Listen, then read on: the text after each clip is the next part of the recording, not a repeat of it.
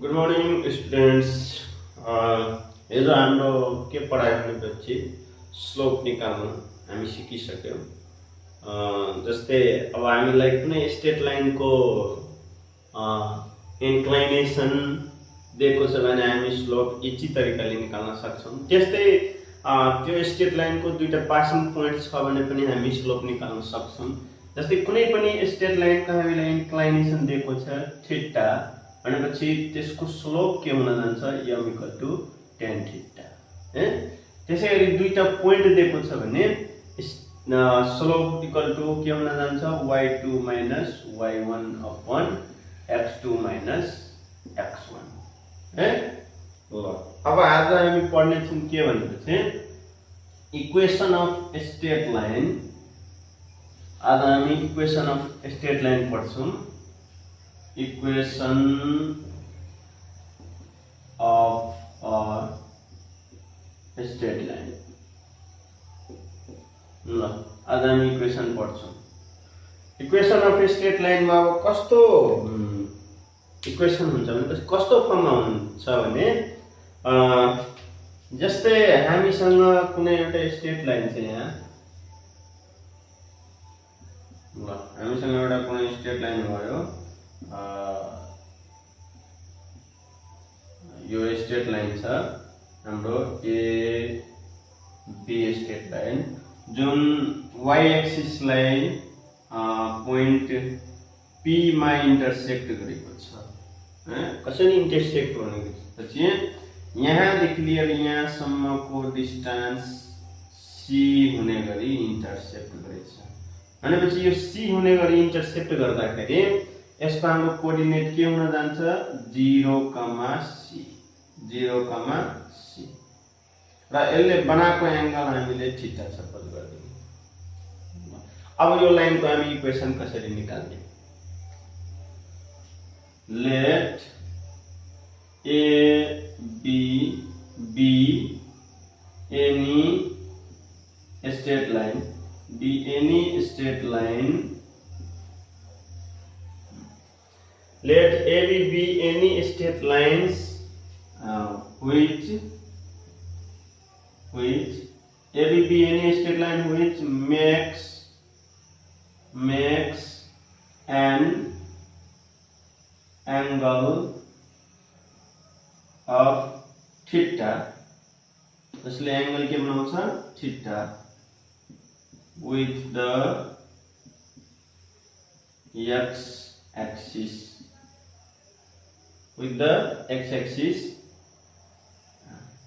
in the anti-clockwise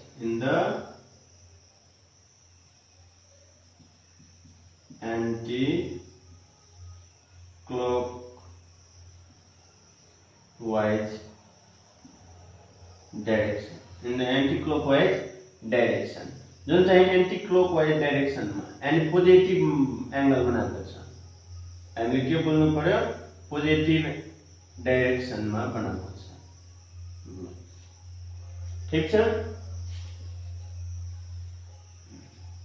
Let AB be any straight line which makes an angle of theta with the x axis में बनाएको छ angle theta in the anti-clockwise direction।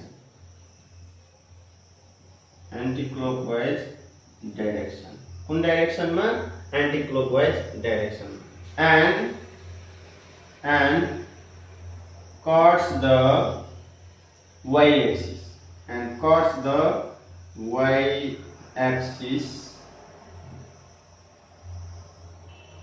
at P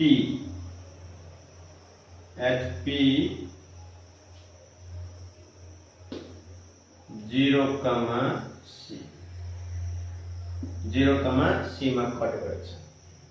Let AB be any straight line which makes an angle of theta with the x-axis in the anti-clockwise direction and cuts the y-axis at P 0, c मा काटेको छ भनेपछि हाम्रो यसको equation निकाल्दाखेरि हामीले कुनै एउटा पोइन्ट लिदिने ल सपोज यहाँ हाम्रो एउटा कुनै पोइन्ट पर्छ q जसको कोअर्डिनेट छ x, y ठीक छ again let q x, y be any point on the line AB. Again let q x, y be any point on the line AB भनेपछि एउटै लाइनमा हाम्रो कतिवटा पोइन्ट भयो एउटा p 0, c अनि अर्को पोइन्ट q x, y अब हामीसँग दुईटा पोइन्ट छ भने यसको स्लोप निकाल्ने फर्मुला हामीले युज गर्न सक्छौं therefore slope of the line AB is m equal to हाम्रो फर्मुला के हुन्छ y2 minus y1 upon x2 minus x1 जसमा हाम्रो स्लोप m को m ै भयो y2 हाम्रो यहाँ के छ y minus c upon x2 हाम्रो के छ x minus x1 0 अब यसलाई हामी सोल्भ गर्दिने ल सोल्भ गर्दाखेरि हाम्रो के हुन्छ m equal to y minus c upon के हुन्छ x ल अब यो x हामी यता ल्याउँदा के हुन्छ मल्टिप्लाई भनेपछि के हुन गयो mx equal to y minus c और c लाई अब यता ल्याइदिनु त y equal to mx plus c भयो यही भइहाल्यो हाम्रो कुनै पनि स्ट्रेट लाइनको इक्वेसन निकाल्ने फर्मुला हामी यो फर्मुलाले इक्वेसन निकाल्न सक्छौं जसमा हाम्रो यो m भनेको स्लोप भयो अनि यो c भनेको y इन्टरसेप्ट किनभने y एक्सिस मा यहाँ पोइन्ट 0, c मा काटेको छ y एक्सिस मा जति पोइन्ट मा काटेको हुन्छ त्यो y इन्टरसेप्ट x एक्सिस मा जति पोइन्ट मा काटेको हुन्छ त्यो x इन्टरसेप्ट त y एक्सिस मा हाम्रो कुन पोइन्ट मा काटेको छ 0, c यानी कति डिस्टेन्स भयो c त्यसैले त्यसलाई हामी y इन्टरसेप्ट भन्छौं ल भनेपछि हाम्रो इक्वेसन भयो y equal to x है ल therefore the equation of a straight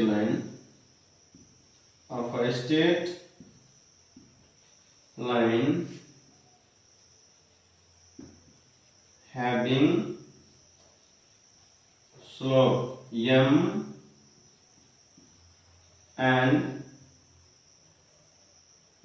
and y intercept c.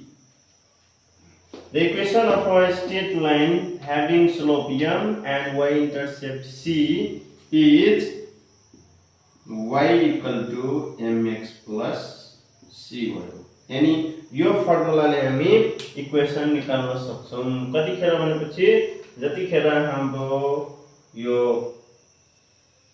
Straight line को स्लोप र y इन्टरसेप्ट दिएको हुन्छ भने त्यतिखेर हामी यो फर्मुला युज गरेर इक्वेसन निकाल्न सक्छौं the equation of a straight line having slope m and y intercept c is y equal to mx plus c जस्तै अब कुनै स्ट्रेट लाइन को हामीलाई स्लोप दिएको छ m equal to 1/√3 and y intercept c equal to 2 units भनेपछि यसको हामीले इक्वेसन निकाल्नु छ भने हामीले के फर्मुला राख्दिने यो formula the equation of the straight line is y equal to mx plus c। अब भ्यालु राख्दिने y equal to m को भ्यालु हामीलाई 1/√3 x को x plus c को भ्यालु हामीले कति छ y इन्टरसेप्ट 2 भनेपछि कति भयो y equal to x plus 2√3 upon √3 √3 यता आयो √3y equal to x plus 2√3 हाम्रो इक्वेसन कति आयो यसलाई यता लगिदिनु x plus √3y plus 2√3 equal to 0। यसरी हामी इक्वेसन निकाल्न सक्छौं जतिखेर हामीलाई स्लोप र y इन्टरसेप्ट दिएको हुन्छ।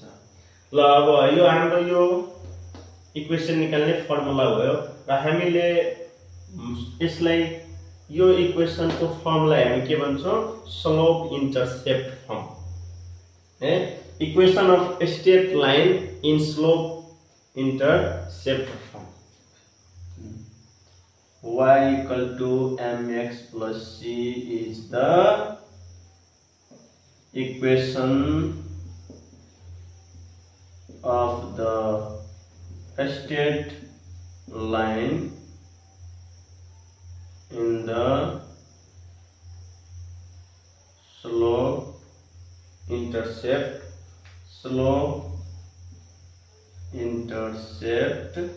form। यसलाई हामी भन्छौं the equation of the straight line in the slope intercept form। slope intercept form मा हामी यो फर्मुला राखेर इक्वेसन फाइन्ड गर्न सक्छौं। जुनसुकै स्ट्रेट लाइन को हामीलाई इक्वेसन निकाल्नु छ र त्यसको स्लोप m दिएको छ र y इन्टरसेप्ट भनेको ओरिजिन देखि लिएर y इन्टरसेप्ट मा जुन डिस्टेन्स मा काटेको हुन्छ त्यो भयो y इन्टरसेप्ट। सपोज ओरिजिन देखि लिएर 2 युनिट्स मा काटेछ भने y इन्टरसेप्ट के भयो त 2 युनिट्स। 3 मा काटेछ भने y इन्टरसेप्ट 3 युनिट्स भयो। ल अब म एक दुईवटा प्रब्लम तपाईहरुलाई सिकाइदिन्छु त्यसपछि बुझ्न सजिलो हुन्छ। ल हेर्दै जानु प्रब्लम। ल अब हामीसँग यहाँ दुईटा प्रब्लम छ। यो दुईटा प्रब्लम कसरी गर्ने भनेपछि जस्तै हाम्रो यो फर्स्ट को प्रब्लम के छ भनेपछि यो स्ट्रेट लाइन छ AB यसको हामीले इक्वेसन निकाल्नु पर्ने जसमा हामीलाई यो एंगल गिभन छ र y इन्टरसेप्ट हामीलाई 4 युनिट्स दिएको छ। ओरिजिन देखि लिएर यो पोइन्ट सम्मको डिस्टेन्स 4 युनिट्स छ यानी 4 मा यो AB ले y एक्सिस लाई काटेछ भने y इन्टरसेप्ट यसको के भयो त 4 भयो है। ल यहाँ y intercept of AB c equal to 4 units हाम्रो y इन्टरसेप्ट आयो। अब हामीलाई यसको स्लोप चाहिन्छ इक्वेसन निकाल्नको लागि। त स्लोप निकाल्नको लागि हामीलाई के चाहियो इन्क्लाइनेसन। त यो स्ट्रेट लाइन को इन्क्लाइनेसन भनेको यो साइड हुन्छ राइट साइड। हामीले अस्ति नै पढ्यौ इन्क्लाइनेसन निकाल्न। त ल यसको अब इन्क्लाइनेसन यो भयो त यो 45 डिग्री छ भने दुईटैको सम 180 हुन्छ। यो 45 भयो भने यो एंगल कति हुन्छ 180 डिग्री माइनस 45 भनेपछि आयो 135 डिग्री। ठीक छ। ल अब हामी स्लोप निकाल्दिने। The slope निकाल्दाखेरि and the slope of AB m equal to tan 135 degree भयो किनभने इन्क्लाइनेसन 135 छ। त ल tan 135 को भ्यालु हामीलाई थाहा छैन। त tan 180 डिग्री माइनस 45 अब 180 मा हाम्रो tan के हुन्छ नेगेटिभ त माइनस tan अनि 45। अब tan 45 को भ्यालु 1 यानी -1। अब हाम्रो स्लोप पनि आयो y इन्टरसेप्ट पनि आयो। हामीले इक्वेसन निकाल्न सक्छौं। Now the equation of the straight line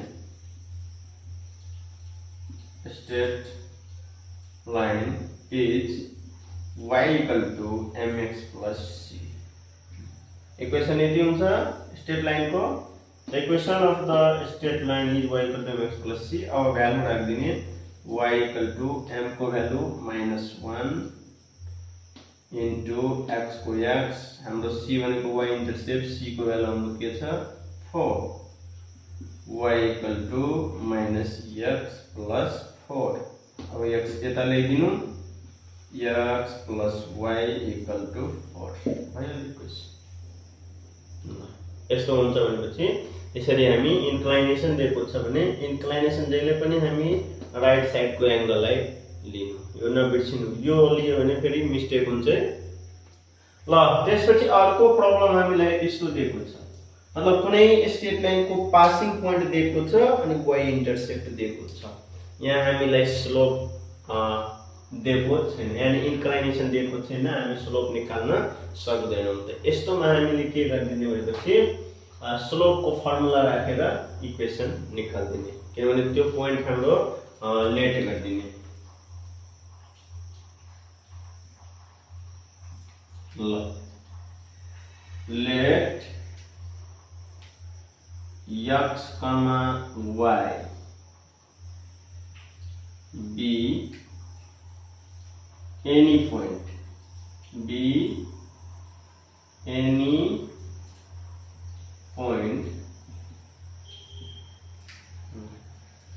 let x, y be any point on the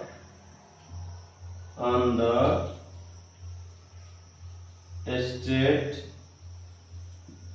line. Let x, y be any point on the straight line passing through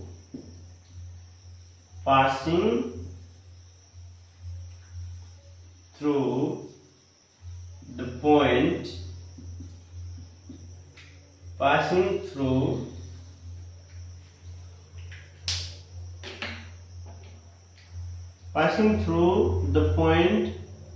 -2, -3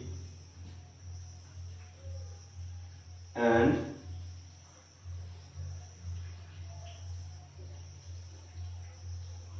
its slope is m equal to 2.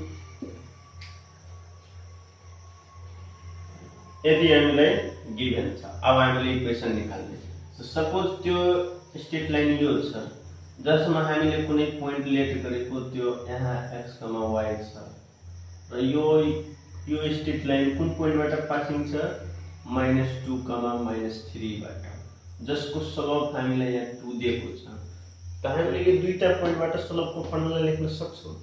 अब यो स्लोपको फर्मुलाले हामी equation निकाल्न सक्छौं। We have slope m equal to y2 minus y1 upon x2 minus x1. अब slope हामीलाई दिएकै छ 2 equal to y2 भनेपछि हाम्रो कति भयो x माइनस y2 भनेको y भयो, सरी y minus 3, तो माइनस प्लस 3 अपॉन x2 भनेको x माइनस 2, तो माइनस प्लस 2। अब यो साइड ल्याउने, अब यसलाई यो साइड ल्याउँदाखेरि मल्टिप्लाई हुन्छ, 2x प्लस 2 2 जा 4 इक्वल टू y प्लस 3। अब यो दुईटै यो साइड ल्याइदिनु, 2x माइनस y अनि यो 3 4 बाट 3 घटाउँदा 1 इक्वल टू 0। यो भयो हाम्रो इक्वेसन। यसरी हामी इक्वेसन निकाल्न सक्छौं। यस्तो खालको प्रब्लम छ भने यो स्टाइलले निकाल्नु होला, यस्तो प्रब्लम छ भने यसरी निकाल्नु। अब आजलाई हामी यति राख्ने। अब योसँग रिलेटेड जुन प्रब्लम हुन्छ त्यो तपाईहरुलाई म होमवर्क दिन्छु र भोलि हामी यसको एक्सरसाइजको एक दुईवटा डिफिकल्ट क्वेशनहरु गर्ने र पर्सिदेखि हामी इक्वेसन निकाल्ने अर्को फर्म यानी डबल इन्टरसेप्ट फर्ममा जानेछौं। ल अब आजलाई यति।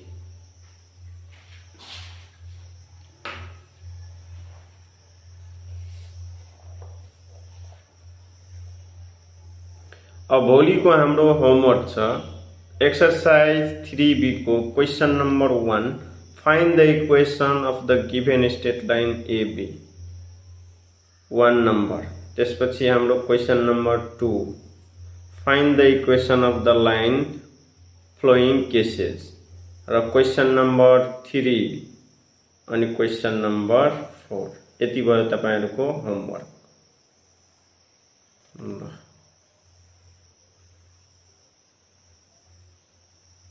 भोलिको लागि यति। क्वेशन नंबर 4 सम्म तपाईहरुको होमवर्क भयो।